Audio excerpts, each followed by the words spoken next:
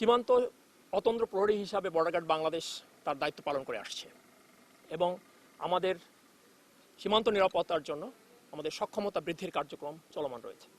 এরই ধারাবাহিকতায় আজকে আপনারা যে দেখলেন বালুঝুরি বিওপি, এইটির যে কার্যক্রম আজকে শুরু হলো, আমাদের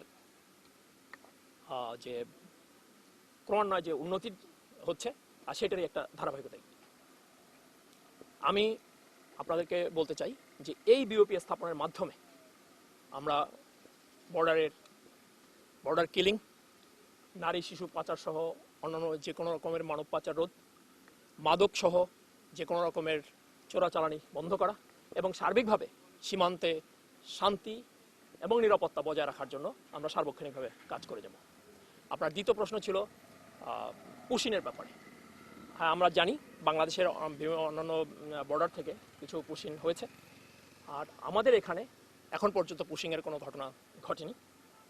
তারপরেও আমরা সর্বাত্মকভাবে সর্বোচ্চ সতর্কতার সাথে রয়েছি। আমাদের টহল বৃদ্ধি, গোয়েন্দা নজরদারি বৃদ্ধি সহ অন্যান্য কার্যক্রম আমাদের চলমান রয়েছে। আমরা আশা করছি যে পুশিনের মতো যে কোনো ঘটনা এখানে ইনশাল্লাহ ঘটতে আমরা দেব না।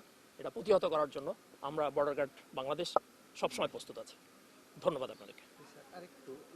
দেখেন, গরু চোরাচালানকে আমরা আলাদাভাবে দেখি না। আমরা যে কোনো সময় যে কোনো রকমের চোরাচালানিকে প্রতিহত করার জন্য আমরা ব্যবস্থা নিয়ে থাকি এবং এখনও সেটা অব্যাহত আছে। সেটার মধ্যে চিনি, গরু, মাদক সব একইভাবে আমরা মূল্যায়ন করছি বা দেখছি বিষয়টাকে। অতএব আমরা অন্যান্য চোরাচালানির বিষয়ে আমরা যেরকম জিরো টলারেন্স, গরুর ব্যাপারেও আমাদের সেই রকম জিরো টলারেন্স রয়েছে। কিছু কিছু টেকনিক আছে যেগুলো আমরা বলবো না আপনাদেরকে, কিন্তু আপনি যেটা বলেছেন, যেখানে কাঁটাতারের বেড়া নাই, যেখানে বাঁশের বেড়া রয়েছে বিএসএফ এর, যেখানে কোনো তথ্য আছে যে এখান থেকে পুশিন হতে পারে, সেখানে কার্যকরী ব্যবস্থা যা নেওয়ার সেটা আমরা নিচ্ছি। এতে আমাদের কোনো ব্যত্যয় হচ্ছে না এবং আপনাদের কাছে যেরকম ইনফরমেশন আছে আমাদের কাছে এরকম ইনফরমেশন রয়েছে এবং সেটা আমরা যাচাই বাছাই করে আমরা কার্যকরী ব্যবস্থা নিচ্ছি। ধন্যবাদ।